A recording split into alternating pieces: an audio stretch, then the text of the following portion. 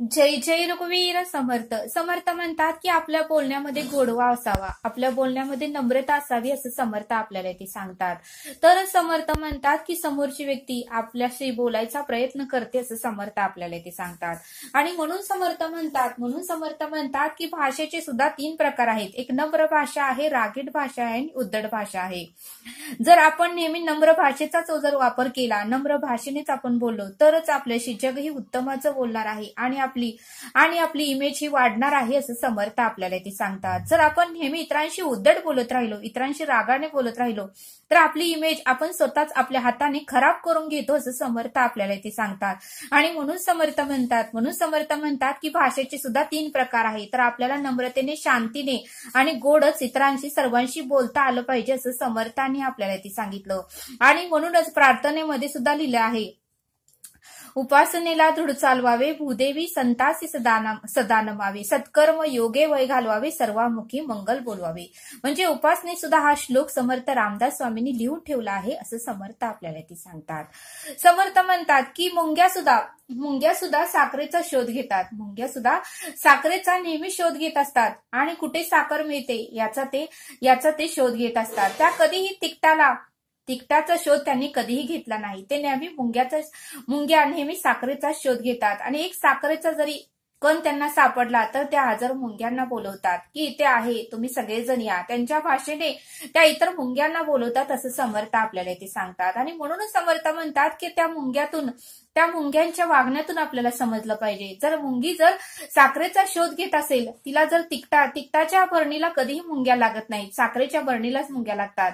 ती जर साखरेचा शोध घेत असेल तर बघा म्हणले, यातून आपल्याला शिकायला मिळतं की आपण जर गोड बोललो तरच एखादी व्यक्ती आपला शोध घेत आपल्याकडे येणार आहे. जर आपण तिखट बोललो तर कोणीही आपल्याशी बोलायचा सुद्धा प्रयत्न करणार नाही असं समर्थ आपल्याला ते सांगतात. आणि म्हणून समर्थ म्हणतात की ज्यावेळेस आपण जेवण करतो, एखादी भाजी जर झणझणीत होते, त्यावेळेस आपल्याला टचकन आपल्या डोळ्यात पाणी येतं, आपल्या कानालाही आपल्याला त्रास होतो आणि पूर्ण जीभ आपली भासते. मग ज्यावेळेस आपण एखादा गोड पदार्थ त्या जेवल्यानंतर खातो, त्यावेळेस आपल्याला प्रसन्न वाटतं, आनंद वाटतं. बघा म्हणले समर्थ, म्हणजे खूप गोड पदार्थाला, गोड बोलण्याला, गोड वागण्याला, गोड स्वभावाला खूप महत्व आहे असं समर्थ आपल्याला ते सांगतात. आणि तेच सोडून आपण वाईट वागतो, वाईट बोलतो आणि वाईट कृती करतो असं समर्थ आपल्याला ते सांगतात. आणि म्हणून समर्थ म्हणतात की नम्रतेने आपल्याला प्रत्येकाशी बोलता आलं पाहिजे की जेणेकरून आपल्या बोलण्यातून समोरच्या व्यक्तीला एक शांती आणि समाधान प्राप्त व्हावे, असं तर आपलं बोलणं असावं असं समर्थ आपल्याला ते सांगतात. समर्थ म्हणतात की बघा, एवढा मोठा समुद्र आहे, पण त्या समुद्राचं पाणी धड पक्षी पिऊ शकत नाहीत, प्राणी पिऊ शकत नाही, मनुष्य पिऊ शकत नाही, शेतीलाही उपयोग नाही. बघा म्हटले, अपाट समुद्र आहे ज्याचा अंतच नाही. जिकडे बघल तिकडे समुद्राचं पाणी दिसतं, खोल आहे तर समुद्र, प्रत्येक जण आतमध्ये जायला घाबरतो. इतका समुद्र मोठा आहे की कुठे त्याला किनाराच नसतो. किनारा आपण शोधलं तरी आपल्याला भेटत नाही. एवढा मोठा समुद्र आहे पण त्याचा काही उपयोग नाही. पण समर्थ म्हणतात, एक छोटीशी नदी असते, ती संत गतीने वाहत असते, तिला कधी अहंकार नसतो, ती कधी इतरांशी वाईट वागत नाही, नेहमी संत गतीने जिथे वाट मिळेल त्या वाटेने ती जात असते, संत गतीने वाहत असते. त्या नदीचं पाणी बघा, पक्षी पितात, प्राणी पितात, मनुष्य पितात, सगळे जीवजंतू, मुंग्या, सगळे काही वनस्पती त्या नदीचं पाणी पितात. तसं समुद्राचं पितात का? म्हणून समर्थ म्हणतात की एखाद्या व्यक्तीकडे अफाट संपत्ती आहे, गाडी आहे, बंगला आहे, 4 व्हीलर आहे, शेती आहे, धन दौलत आहे, सोनं आहे, पण त्याचा स्वभाव जर उद्धट आणि रागीट आणि वात्रट असेल तर त्याच्या संपत्तीला 0 किंमत आहे असं समर्थ आपल्याला ते सांगतात. त्याच्याकडे कोणीही बघणार नाही, त्याच्याकडे कोणी बोलण्याचा प्रयत्न करणार नाही असं समर्थ आपल्याला ते सांगतात. आणि म्हणून समर्थ म्हणतात की संपत्ती ही आपला स्वभाव, आपलं बोलणं, आपलं वागणं हीच आपली खरी संपत्ती आहे असं समर्थ आपल्याला ते सांगतात.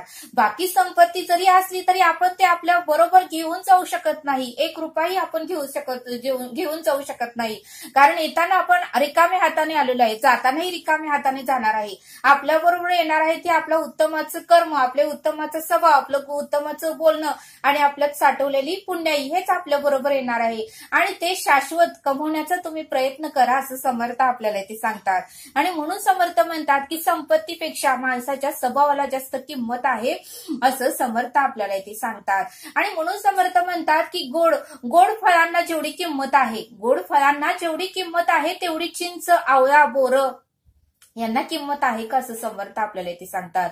गोड फळांना जेवढी किंमत आहे तेवढं मोसंबी, चिंच, आवळा, बोरं यांना किंमत नाही असं समर्थ आपल्याला इथे सांगतात।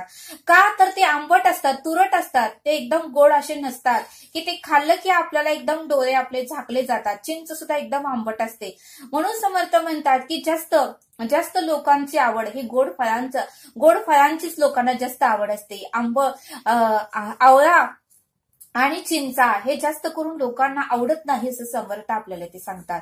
यावरूनच आपल्याला हे शिकायला मिळतं, समर्थ म्हणतात की आपल्या स्वभावाला सुद्धा तेवढीच किंमत आहे।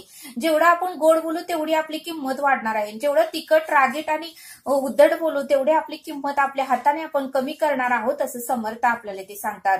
आणि हे समजावून सांगण्यासाठी समर्थ आपल्याला एक छोटासा बोध सांगतात। समर्थ म्हणतात की एका गावामध्ये एक मोठासा व्यापारी राहत होता, त्याच्याकडे अफाट संपत्ती होती, वैभव होतं, प्रॉपर्टी होती, धन दौलत होतं, गुरढोरे होती, रान मोठंच्या मोठं होतं, पीक भरपूर होतं, घरामध्ये नोकर चाकर होते, पण त्याचा स्वभाव मात्र एकदम उत्तमाचा, शांत आणि सर्व काही गुरूंच्या आज्ञेप्रमाणे तो वागत होता। एवढं छान स्वभाव होता त्याचा, एवढी संपत्ती होती, पण त्याला थोडा सुद्धा कणभर, साखरेच्या कणा एवढा कणभर सुद्धा त्याला अहंकार नव्हता, आपल्या संपत्तीचा गर्व नव्हता, तो नेहमी गुरूंच्या आज्ञेनुसार वागत होता। एक दिवशी तो असंच गुरूंकडे गेला आणि गुरूंना म्हणाला, हे गुरुदेव, माझ्याकडे एवढी संपत्ती आहे, एवढी प्रॉपर्टी आहे की मी त्या प्रॉपर्टीचं काय करावं आणि कुठलं तरी असं उत्तम मार्ग सांगा की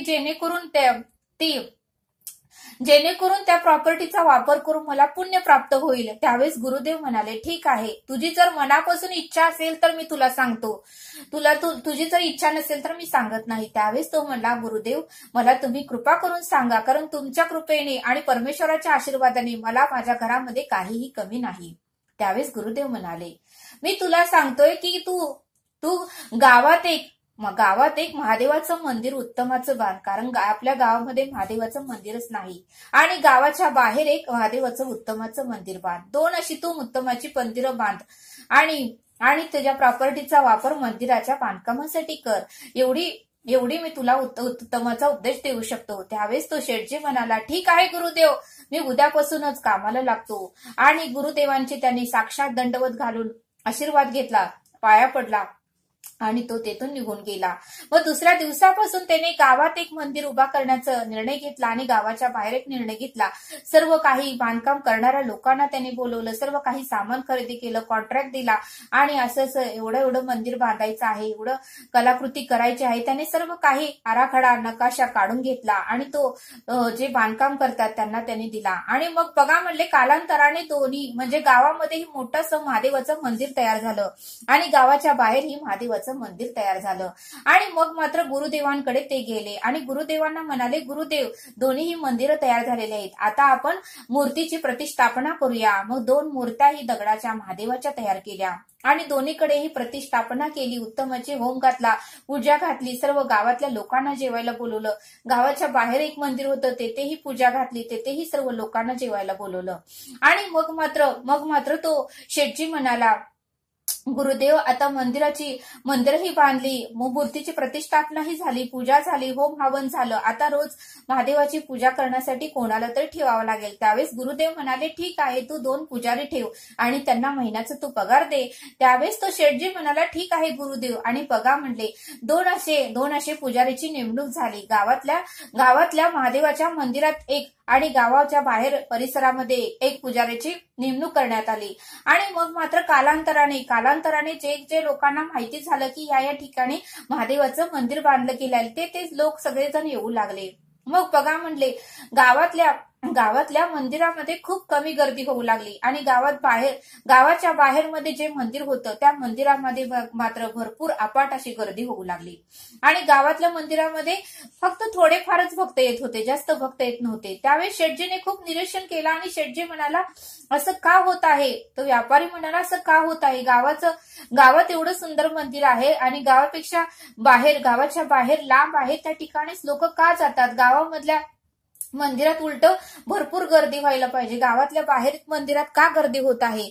त्यावेळेस तो गुरुदेवांकडे विचारायला गेला की गुरुदेव असं असं माझा प्रश्न आहे, त्या प्रश्नाचं तुम्ही उत्तर द्या. त्यावेळेस गुरुदेव म्हणाले या प्रश्नाचं उत्तर मी तुला देऊ शकत नाही, फक्त तू एक काम कर, गावाबाहेरचा जो पुजारी आहे त्याला तू गावातल्या मंदिरामध्ये पूजा करण्यासाठी ठेव आणि गावातल्या मंदिरामध्ये जो पुजारी आहे त्याला गावाच्या बाहेर जे मंदिर आहे तिथे पूजासाठी पाठव, म्हणजे पुजाऱ्यांची तू आदला बदल कर. त्यावेळेस तो शेठजी म्हणाला ठीक आहे गुरुदेव, तुमच्या आज्ञेनुसार तुम्ही जे काही सांगत असाल ते मी तो करतो. आणि त्यावेळेस बघा शेठजी गेले आणि शेठजीने त्या दोन्ही पुजाऱ्यांना सांगितलं उद्यापासून तुमच्या ड्युट्या चेंज आहेत. तू गावातल्या पुजाऱ्यांना सांगितलं की तू गावातल्या बाहेरील जे मंदिर आहे तिथे तू उद्यापासून जायचं आणि गावातल्या बाहेर जे मंदिरातील पुजारी होता त्याला सांगितलं तू गावातल्या मंदिरामध्ये येऊन पूजा करायची आणि तिथेच थांबायचं. असं झालं आणि बघा कालांतराने मात्र गावातल्या मंदिरामध्ये भरपूर गर्दी होऊ लागली आणि गावाच्या बाहेर मध्ये जो काही मंदिर होतं पुजाऱ्यांची आदला बदल केली तरी गावाच्या बाहेर जे मंदिर होतं त्या गावामध्ये मात्र फार कमी भक्त येऊ लागले आणि गावातल्या मंदिरामध्ये मात्र अफाट गर्दी होऊ लागली. त्यावेळेस मात्र शेठजींनी डोक्याला हात लावला, आता करायचं तरी काय, कारण आपण पुजाऱ्यांची आदला बदल केली तरीही गावातल्या मंदिरामध्ये आता गर्दी होऊ लागली आणि गावाच्या बाहेर जे मंदिर होतं तिथे आता कमी गर्दी होऊ लागली. असं विरुद्ध का होऊ लागलं, अगोदर गावातल्या मंदिरामध्ये कमी गर्दी होती, गावातल्या बाहेरील मंदिरामध्ये जास्त होती, पण आता मात्र पुजाऱ्यांची आदला बदल करूनही गावातल्या मंदिरामध्ये जास्त गर्दी आहे आणि गावातल्या बाहेर जे मंदिर आहे तिथे कमी गर्दी आहे. मग मात्र तो शेठजी परत पुजाऱ्याकडे गेला. मग मात्र शेठजी परत मात्र गुरूंकडे गेला आणि गुरूंना त्यांनी विचारलं की गुरुदेव आपण आदला बदल केली आहे पुजाऱ्यांची तरीही असं का होत आहे, तरीही आता इकडे गर्दी होत आहे आणि गावातील बाहेरील मंदिरात मात्र कमी गर्दी होत आहे, असं का झालं. त्यावेळेस गुरुदेव म्हणाले मी तुला आता समजावून सांगतो, जो काही गावातला आता पुजारी तू नेमणूक केलेला आहे त्याचा स्वभाव हा उत्तमाचा आहे, तो गोड बोलतोय, त्याचा स्वभाव नम्रतेचा आहे, तो सर्व भाविक भक्तांना उत्तमाची सेवा करतोय, त्यांना नेहमी पूजा प्रसाद देतोय, त्यांची विचारपूस करतोय, त्यांना योग्य ते महादेवाचं दर्शन घेऊन देतोय, त्यांचा अभिषेक उत्तमाचं घालतोय, त्यांची पूजा जे कोण लोक येतात त्यांना पूजा व्यवस्थित होम हवन घालून देतोय. पण गावातील बाहेरील जे आता आदला बदल केले, गावात बाहेरील जो पुजारी गेलाय तो मात्र उद्धट स्वभावाचा आहे, रागीट स्वभावाचा आहे, तो सगळ्यांशी वसकतोय, प्रत्येकाकडून पैसे घेतोय, पण कोणाचीही पूजा उत्तमाची घालत नाही, होम हवन घालत नाही, कोणाला प्रसाद देत नाही, सगळ्यांना खिकसून बोलवतोय, सगळ्यांना म्हणतोय की पटपट पाया पडा, दुसरेही दास आहेत असं म्हणतोय, त्यामुळे तिथे कोणीही जात नाही, हा स्वभावाचा फरक आहे असं शेठजींना गुरुदेवांनी समजावून सांगितलं. मग बघा म्हणले समर्थ, या बोधातून आपल्याला हे शिकायला मिळतं की स्वभाव फार महत्वाचा आहे. स्वभाव आणि आपलं गोड बोलणं, गोड वागणं आणि उत्तमाचं सत्कर्म हेच आपली प्रॉपर्टी आहे, हीच आपली संपत्ती आहे आणि आपल्या हातूनच आपली प्रॉपर्टी संपत्ती आपण गमवू नये असं समर्थ आपल्याला इथे सांगतात. कारण समर्थ म्हणतात की माणिक माणिक न्यावे मुलाकडे. त्यावेळेस गुरुदेव म्हणाले आपण त्या पुजाऱ्याचाही स्वभाव बदलूया, तू रोज त्याला माझ्याकडे घेऊन ये, मी त्याला रोज उपदेश देत जाईन आणि हळूहळू त्याचाही स्वभाव आपण दोघे मिळून गोड करूया आणि त्याही गावातल्या बाहेरील मंदिरातही भरपूर आता गर्दी होईल. आपण आता त्याचा स्वभाव असा आहे म्हणून सोडून द्यायचं नाही, आपण आता त्याला बदलण्याचा प्रयत्न करूया. माणिक माणिक न्यावे मुलाकडे. एकदा नाही बदलला, दोनदा नाही बदलला, तीनदा नाही बदलला तर चौथ्यांदा तो नक्कीच स्वभावामध्ये बदल करेल असं गुरुदेवांनी शेठजीला सांगितलं. त्यावेळेस शेठजीलाही खूप आनंद झाला. बघा म्हणले समर्थ, म्हणजे प्रयत्न केलं की यश आपल्याला नक्कीच मिळतं आणि म्हणून समर्थ म्हणतात की एखादं आपण गॅसवर भांड ठेवतो आणि आपलं लक्ष नसतं आणि ते भांड करपतं. बघा म्हणले समर्थ, पण ते भांड जर आपण एकदा घासलं, दोनदा घासलं, तीनदा घासलं, चौथ्यांदा घासल्यावर मात्र ते नवीन भांड्यापेक्षाही उत्तम आणि चमकणारं निघतं असं समर्थ आपल्याला ते सांगतात. आणि म्हणून समर्थ म्हणतात की माणिक माणिक न्यावे मुलाकडे. म्हणून समर्थ म्हणतात आपलाही स्वभाव जर रागीट असेल, उद्धट असेल तर आपण आपल्या स्वभावामध्ये आपण स्वतःने बदल केले पाहिजे, चेंज केले पाहिजे. कारण आपलं आंतरिकचं मन आपल्याला सांगत असतं की हे तू चुकत आहे, हा विषय तुझ्यामध्ये वाढला आहे, असं नाही बोलायला पाहिजे. हा आंतरिकचं मन आपल्याला नेहमी सांगत असतं, त्याचा आपल्याला शांत बसून एकदा ऐकलं पाहिजे असं समर्थांनी आपल्याला या बोधातून समजावून सांगितलं. तरी आता आपण येथेच थांबूया. हा व्हिडिओ आवडल्यास सबस्क्राईब करा. भेटूया पुढील भागात. धन्यवाद. जय सद्गुरू.